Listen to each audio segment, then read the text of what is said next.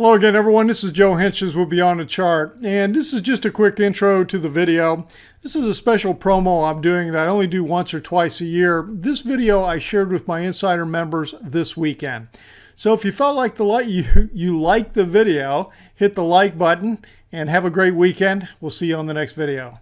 Let's look at the market. We're going to look at the market for yesterday, and then look at all the weekly charts that we've got this weekend, and take a look at the ETF Dashboard, and then I'm going to look at 5 ETFs from the ETF Dashboard. All right, let's jump in and get started. Yesterday really didn't have a whole lot of movement, and it's not really a surprise. It's the final day before a long 3-day weekend, and the market's just, people are taking out, leaving early. And I didn't check the volume, but the volume was, I'm sure, very, very low. But the movement here, the Dow down 2.7 at the close. Very tight little doji type candle in here. So we just continue to have this little push to the upside. Now that breaks that pattern of 6 days in a row up. But I'm still really wondering, are we just pushing sideways, continuing to push sideways? Or did we bottom over here? Now, this is the Dow. It's like, and again, like I've talked, all these different indices seem to be having different pictures and playing out. But the bottom line is this wave 4, the real question mark in my mind is, did it end here on April 19th? Very short, little zigzag correction. Or are we still morphing sideways some way in a 3-wave A and then doing some other kind of 3-wave B and then to become a C? Now, I'll point out how one of the other indexes, the Russell 2000, seems to be doing a sideways triangle. All right, let's see. What else did I want to point out? I guess the other thing I wanted to point out here on the Dow is we still have not gone to a new all-time high on the Dow anyway. So we're still working off this high on March 1st. And it's really interesting to see. I look back over the last 4 years. And in the last 4 years, in 2016, let's just go back real quick.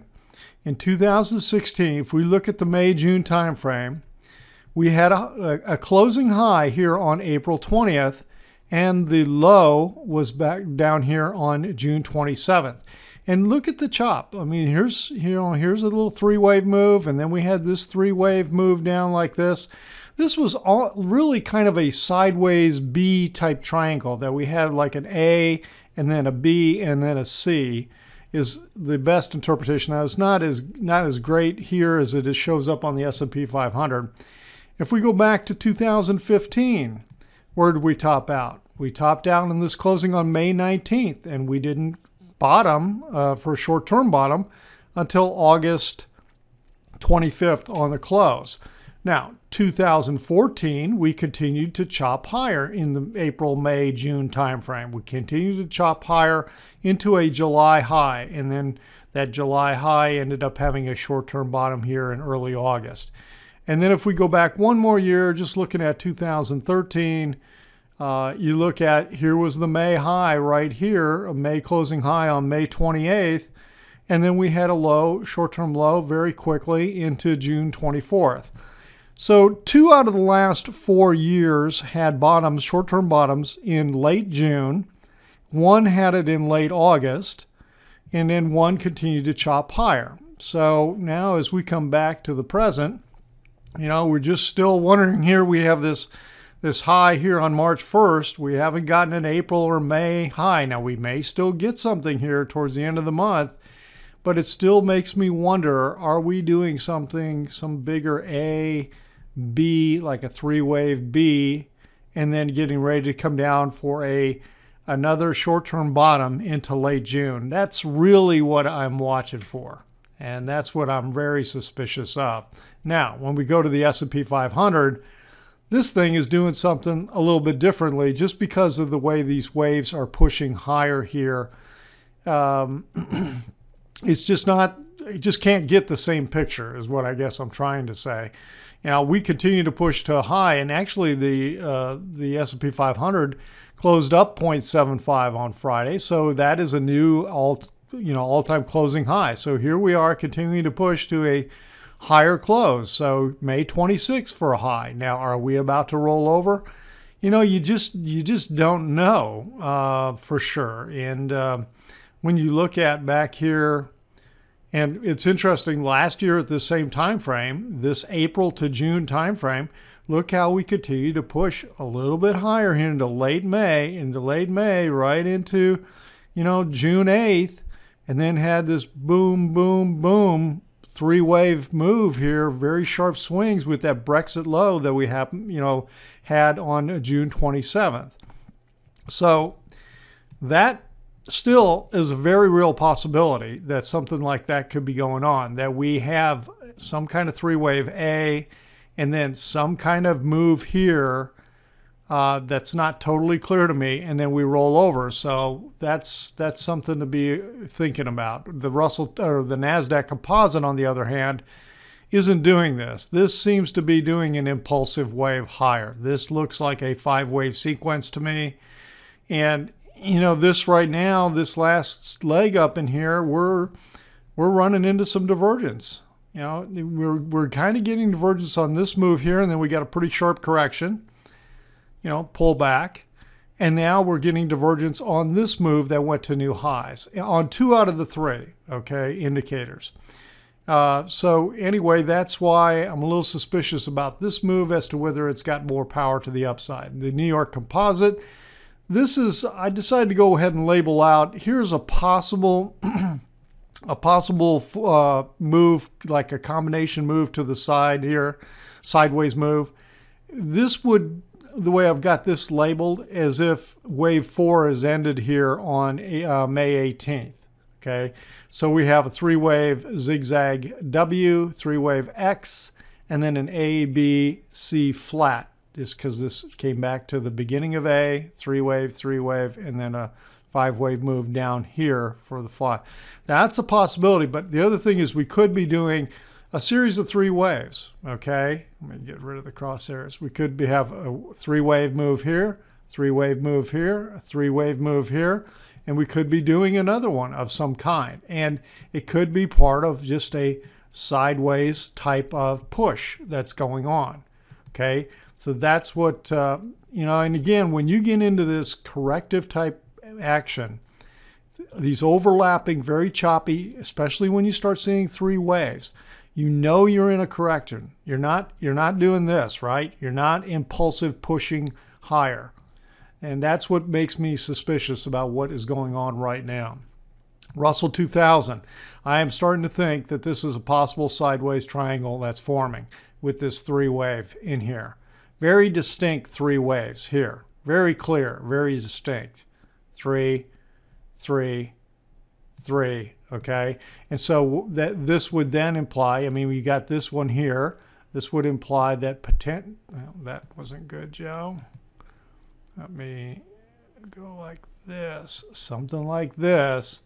And you've got this line in here, okay, that this is pushing sideways in some kind of triangle, which would mean we'd come up into here and then come back down, so working our way. And typically you get in a true triangle, you get an A, B, C, D, E, and E is usually an abbreviated type thing. Now, sometimes they can push even longer than that, but I'm just talking about the normal triangle that I'd be looking for. Okay, enough of that on the 5 indices. Our indicators: short-term trading index 1.23 gives the 10-day at 1.108. Again, just moving sideways right in the middle. The VIX, here we are closing at 9.81, and what did we have here? 9.77, 9.96.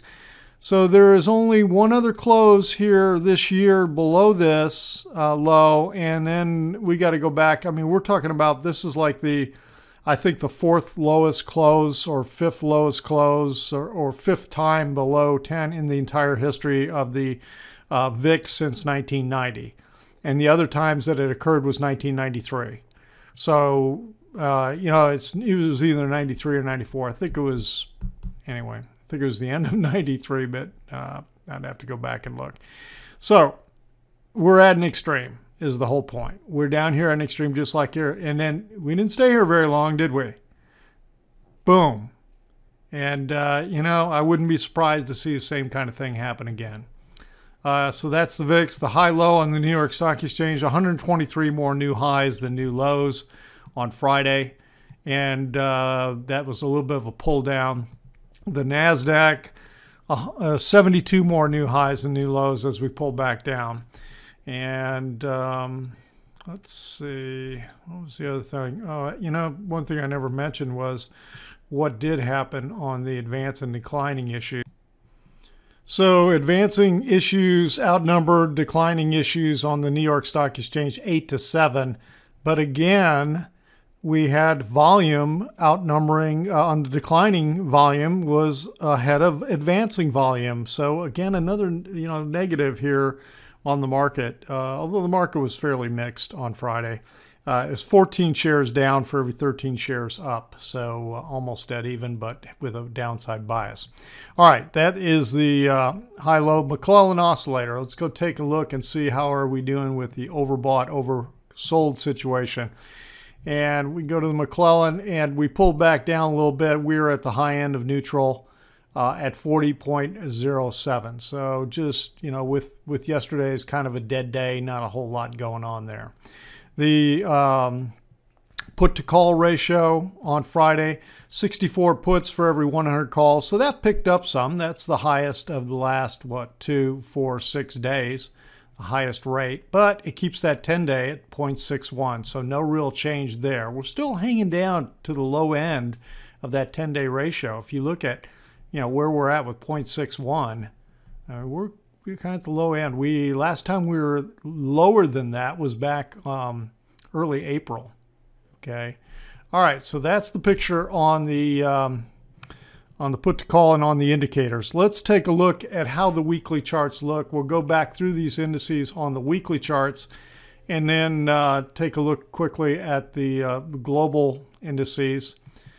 For a weekly chart, we were up 275 points for the week. And on a weekly basis, a weekly view, we actually closed at a new all-time closing high for a week on the Dow Industrials at 21,080. So here we are.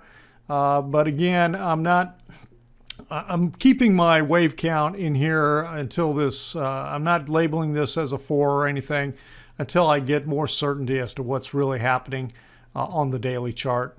And then we'll go from that. The S&P 500, I did put in here as a wave 4, but that's just because this seems to be pushing higher, although I've talked about that on the daily chart, talked about it. Up 34 points for the week, a new all-time closing high on a weekly basis, 2415.82. I've had one heck of a move over the last year. This last leg up is it's been pretty strong. The NASDAQ on a weekly view. The NASDAQ up 126 points. Again, this last fifth wave, this looks like a fifth wave. I guess the alternate for me would be that, you know, we have a 1, 2, and that this is still a 3, but I think that that's a real stretch. I think that is a real stretch. This seems like the right count in here, 3, 4, and that we're getting an extended fifth wave. But just wanted to point that out. I guess that is a real possibility given where everything else is, that all the other indices seem to be trying to still do a wave 4. I just don't get this though. I think this is the fifth wave and pushing higher, and it could be just ahead of everyone else. There's been just a lot with the technology issues. All right, so that's the NASDAQ. And if we look at the New York, where are you, New York? There we go. New York Weekly was up 89 points and a new closing high on a weekly basis for the New York composite up in here. So everything is continuing to trend, at least short term, continuing to trend higher. And then the last one is the Russell 2000 on a weekly chart. And a little different picture here, not even close to a new all-time closing high. It was up 14.9 for the week, and I have an inside up candle for the week. All right, that's the indices there. Let's take a look at China, the Shanghai Composite, and see. We're going to take a look at Shanghai and Shenzhen. And the Shanghai was up 19.4 points. Not a huge move in here, just kind of a, it did end up near the high of the week, though, in terms of its trading. It did get a sell-off on the daily chart to kind of get a little bit of a reversal. We could be getting a bounce occurring in here on the Shanghai. Shenzhen, though, I think the Shenzhen closed down for the week. Yeah, down 43.6 points on the week. And you could see it had pushed lower at one point during the week and then, clawed its way back, closing at the midpoint of the range in here. But down for the week, and the trend continues down. Japan, I think Japan was down this week. The Nikkei 225 weekly actually was up 96 points, just up a little bit here, a little candle. But you can see doji type inside candle, and we're still got this resistance point at the 20,000 level on the Nikkei 225. Nikkei. All right, the next one is the German DAX. That's easy to say.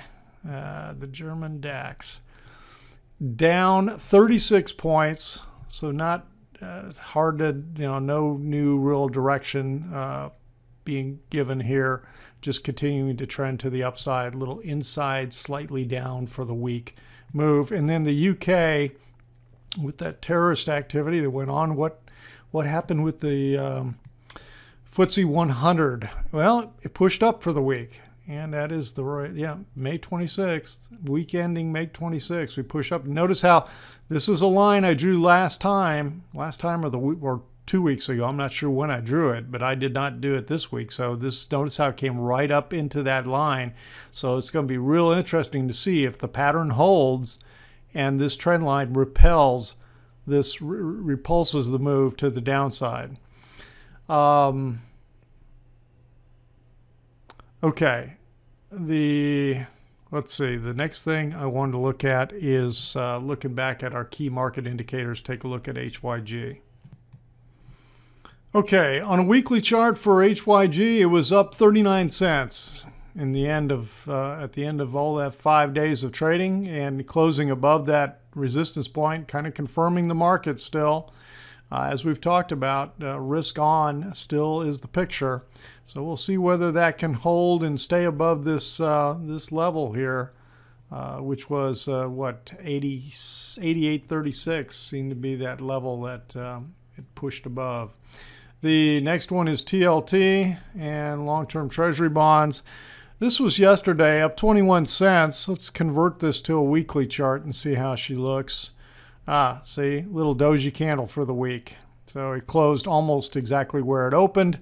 Just a little inside type pause after that big strong week the prior week. All right, so this looks like it's wanting to continue that trend, and we'll take a look at the DAX, or no, the DAX, the dollar. Okay, so the dollar was up 30.30 at the close. The dollar index at 97.44, so just a little doji candle in here. It's hard to say that that's a reversal. The trend is pretty strong to the downside. Now, it is getting to the point where it's starting to approach this previous congestion down in here, and you could get some support kicking in, but it looks to me like that is in around 96 is the heart of this, 95.5 to 96.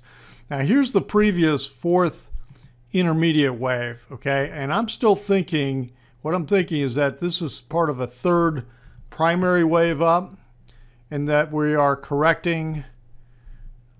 And so here's the bigger picture that I think may be going on from this low in 2008. One big move to the downside here, like a big zigzag wave 2, and then we got this wave 3 to the upside here, primary wave 3 up, and that we're doing a fourth wave move that would come back down. Ultimate low might be near the bottom, but you never know for sure. And then because we're in a corrective pattern pullback, and the wave 2 is a bit kind of a sharp zigzag. I don't think this would really qualify as a flat. It didn't go to the beginning of A. I'm going to stick with the zigzag type pattern. It actually could be a combination. It was pretty long, but we'll see how this plays out anyway, is the point I'm trying to make. This could morph into something else in here, but right now this continues to trend and pull back to the downside, negative. All right, so that's the dollar, and then we'll take a look at oil and USO. Where did oil go? Here we go. And this bounced up on Friday after that big move down on Thursday. It was up 24 cents, and West Texas actually closed 49.87, back up almost to $50. Just bouncing around here. Take a look at the weekly view, and here's how it looks on a weekly. A bearish engulfing candle to the downside. So we actually opened up above the prior week range, opened up, tried to rally, sold off pretty big, went to a lower low, and then came back and closed, really almost engulfing the body of the previous week. So this looks fairly negative in here. And of course, a lot of that was that big break that occurred on Thursday. Okay, the next one we'll take a look at is gold. And let's see, GLD. This had a nice move on Friday, continued that push up, but a little doji candle, but that's okay. I mean, sometimes you're going to get that when it kicks off. But right now, we're going to want to see continued push and continued movement to the upside. Would have liked to have seen the volume a little bit higher on GLD. Would have liked to have seen it up at the 50-day moving average or more. But I think all of the indicators, I mean, the demand index is positive. DI plus is above DI minus, blue line. The RSI is above the 50 halfway point and pushing higher. I mean, they all look like, and the moving averages look nice 10-day moving average, and it's above the 21. 21's now flattening, and the 50-day or 55-day is rising in here. So, we continue to get a push up here like I'm expecting. We'll get this 21. Everything will start rising. It'll get in sync fairly quickly. Let's take a look at a weekly chart, see how it looks for the week. So two back-to-back nice bullish candles in here. Would have liked to have seen this range a little bit bigger. That's the only, if I'm being picky about it, would have liked to have seen a little bit bigger move on the back of this one. But you don't always get that. But right now it looks like, it wants to push to the upside, and I'm expecting it as a first threshold to take out this high here, this April 21st high. So that's what I'm looking for on gold. Let's see how silver's looking. I think silver's starting to get in sync. Here we go, SLV. It's now starting to get the same kind of picture, but see this 21, we got to get this thing turned around. But it's this was up 17 cents on Friday. If we look at the weekly picture, it's going to be a little messy because this isn't on my normal weekly chart. We're back above the 10-week moving average. Nice big move for the week, up 46 cents for the week here. Percentage-wise, silver was a big winner. It's a nice percentage move for silver. So it looks like it's wanting to push off of that low and continuing the push. And this does look like a flat to me. Okay, does look like an ABC type flat for a wave 2. So right now we're staying with this 1, 2, and that we're working a third wave to the upside. And if that's the case, we need to take out these highs right in here and start to accelerate. Now, what could be really interesting is if the market continues to run into trouble and the market starts to sell off, then as that happens, you could see this gold and silver rise. And who knows what could cause that whole picture to change and then for that dynamic to kick in. But that's a possibility. All right, let's take a look at our ETF dashboard.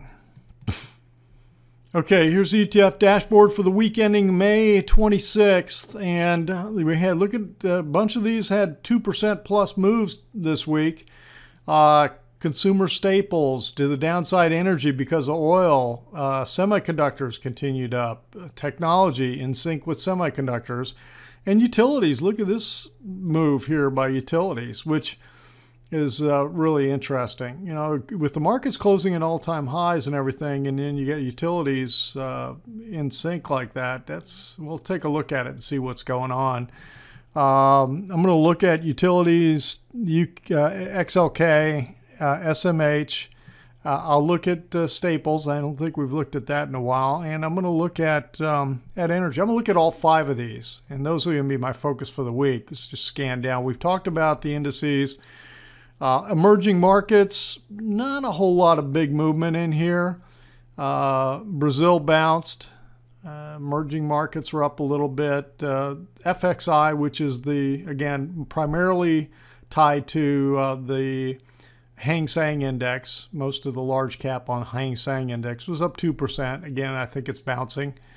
And then we talked about the commodities in here. We didn't talk about copper, but it was down just a little bit. But again, here's this big percentage mover on silver. And then when we look at the currencies, the British pound got hit, and I think that was, yeah, there's some issues going on. They're going through their whole Brexit negotiations. Plus, they had the the terrorist attack that happened over there. That was pretty sad. All right, so that's the picture. And here's the Chinese yuan is strengthening in here as the biggest mover to the upside of all the currencies. So I have to keep an eye on that. All right, let's go ahead and dive in and take a look at the utilities.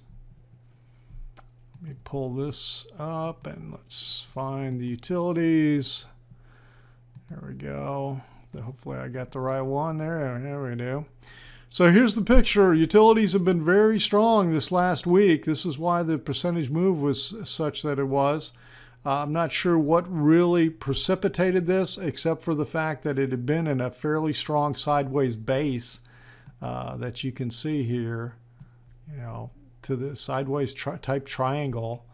And triangles are typically in a B wave. Well, not typically. They're either a B wave or they're the 4th wave in an impulse move. Okay, so that's where triangles occur from an Elliott wave perspective. So this is kind of interesting that this almost looks like a 1, some kind of sideways, some kind of 2.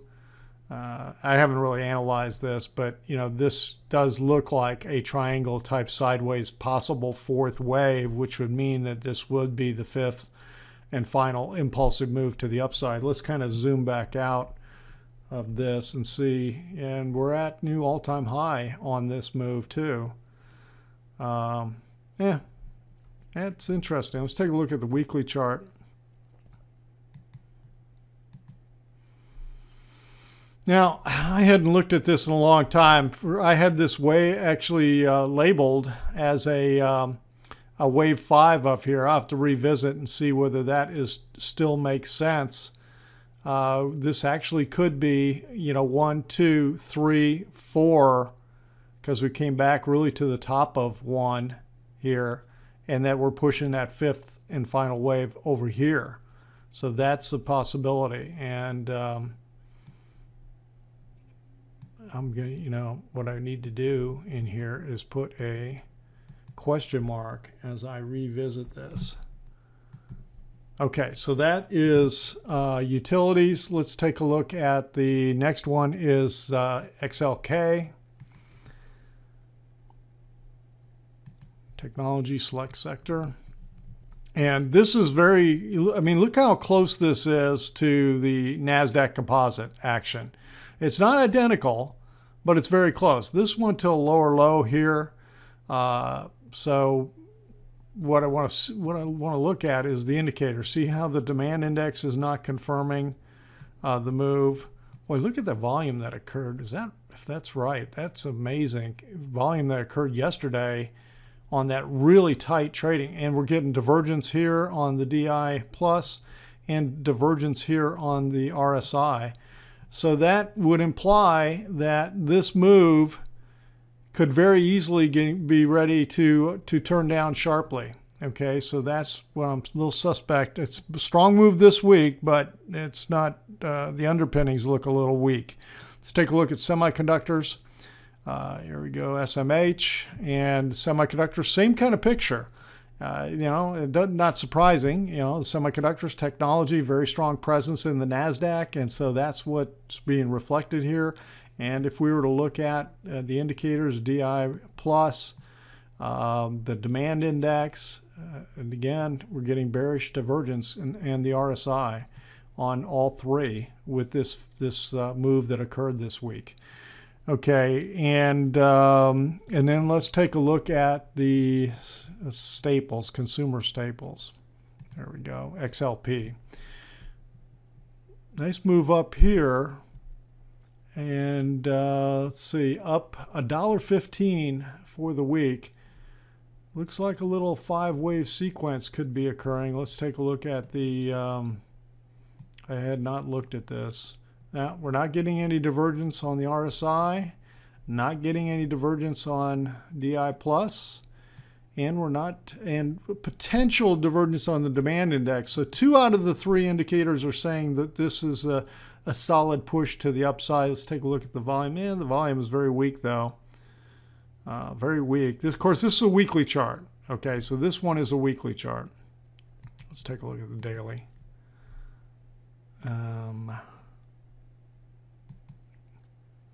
Okay, so nice strong move here. And yeah, still, even on the daily chart, not getting any bearish divergence on this move. So nice solid move here to the upside with XLP. Looks like it wants to push. And then the last one we'll take a look at is the energy XLE. And of course, that is not surprising that it's going to be negative given what's going on with oil. And yeah, the trend continues down. This is a weekly chart of XLE. Let me zoom back out of this chart because this has broken that long-term trend line, right? And then we bounced up to it in, when is that? In December of 2016, and then we just trended down. Just have been a pretty solid trend to the downside. Let's take a look at the daily chart quick, and we did not take out that early May low yet. Not take out the early May low, but it's, looks negative right now. So that's the picture on XLE. Continues to just, I thought maybe some of these energy stocks, some of these oil stocks were getting ready to turn, and then wow, and then out of the, out of the blue, the trend just continues and says, nope, I want to continue to move to the downside. All right, that's the picture for today, and had a lot to talk about, a lot to cover. Hope everyone has a nice long weekend. I won't have the trade ideas video out until late Monday afternoon, since we've got the weekend, no trading on Monday. And I'll be back with you at that point. Again, everyone have a great weekend.